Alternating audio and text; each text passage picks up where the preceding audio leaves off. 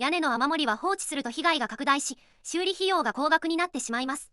しかし、突然の出費に備えがない方も多いのが現実です。そんな時に活用できるのがリフォームローンです。雨漏りの程度によって修理費用は大きく異なり、軽度な場合は5から10万円程度で済むこともあります。一方で、被害が広範囲に及ぶと100万円を超える場合もあるため、早めの対処が重要です。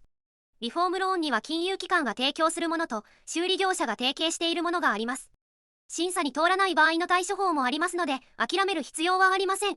ローンを組む際には必要書類の準備が欠かせませんが、手続きは比較的簡単です。雨漏り修理を先送りにせず、適切な資金調達方法を選んで早めに対処することが賢明です。